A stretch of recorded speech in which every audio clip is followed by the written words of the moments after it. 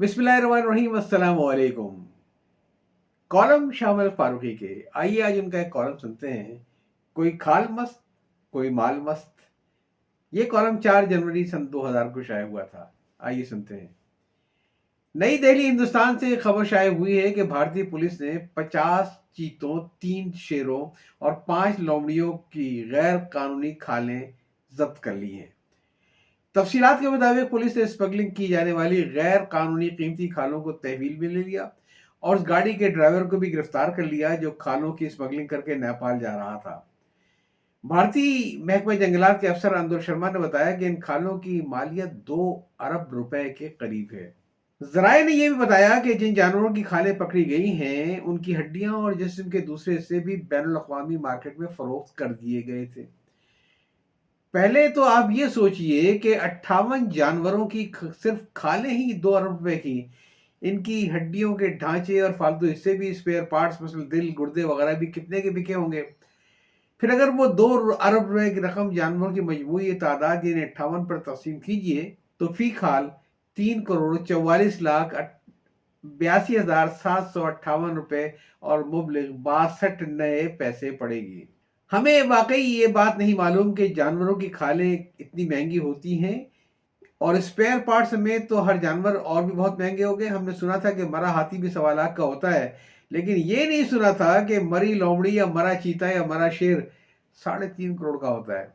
ये बात सही है कि चूंकि जानवर मुख्तलिफ किस्म के हैं, इनमें बाज़ की खालें बहुत कीमती होंगी और बाज़ की कम कम कीमती, सब यकसा नहीं होंगी। मुमकिन है लोमड़ी की खाल सबसे ज़्यादा कीमती हो।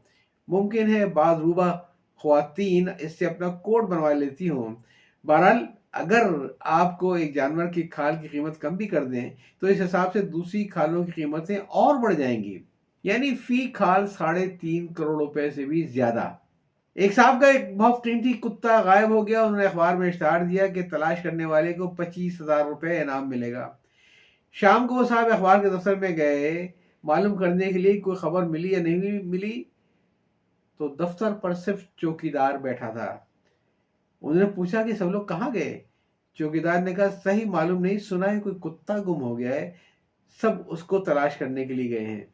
मैं भी आज अखबार के एक दफ्तर में जाने वाला था, पर इस ख्याल से नहीं गया कि मुमकिन है सब लोग लोमड़ी पकड़ने गए हों। मेरे एक दोस्त जो ऊपर खड़े कॉलम पढ़ रहे थे मुझसे पूछने लगे कि लोमड़ी क्यों, शेर क्यों नहीं।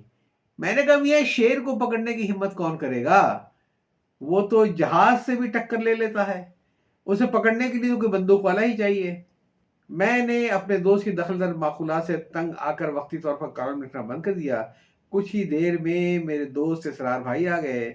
मैंने ये खबर उन्हें दिखाई और फिर उनसे पूछा कि जब ये गैर कानूनी खालें इतनी महंगी हैं तो कानूनी खालें किस हिसाब से बिकती होंगी।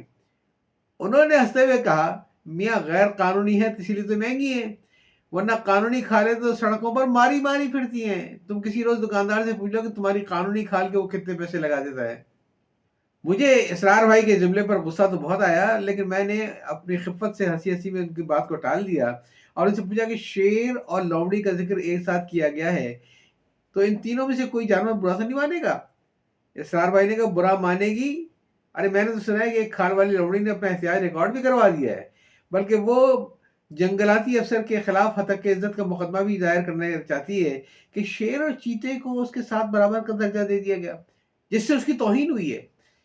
लेकिन फिर ये सोचकर खामोश हो गई कि हम जिनसे क्या लड़ना। शायद ये सोच कर के मुझसे भी ज्यादा गैर कानूनी लोमड़ी होगी, इसीलिए शेर को छोड़कर जंगल का कानूनी अफसर बन गई, जहां माल भी है और खाल भी है। जब मैंने कीमत की ज्यादती पर ताज्जुब का इजहार किया तो जिसराज भाई ने झुंझला कर कहा कि मेरे ख्याल में कीमत कम है। जंगलात के अफसर शर्मा ने शर्मा शर्मा का 2 अरब रुपए का नाम लिया, वरना कोई बेशरम अफसर होती या होता तो वो 20 अरब भी बता सकती थी। आजकल सरकारी स्कैंडल इससे कम क्या होंगे। ये तो घटियापन मालूम होता है कि छोटी मोटी रकम की परवाह भी कौन करता है। मसलन 16 लाख रुपए की रकम तो नाक बचाने के लिए लोग एहतियाज में भी दे देते हैं। तुम्हें याद होगा कि एक बार पानी वाले चीफ को 1 लाख रुपए की गाय दी थी, जिसकी खाल पर हजारों रुपए का एक दोशाला, उसके गले में सोने का कीमती तावीज भी पड़ा हुआ था। लेकिन अजीब बात यह है कि वो तावीज पानी वाले के काम ना आया और ना नाक वाले के। میں نے کہا یقیناً ایسا ہی ہوگا، لیکن تعویذ بھی تو حرام و حلال دیکھ کر ہی اپنا اثر دکھاتا ہوگا۔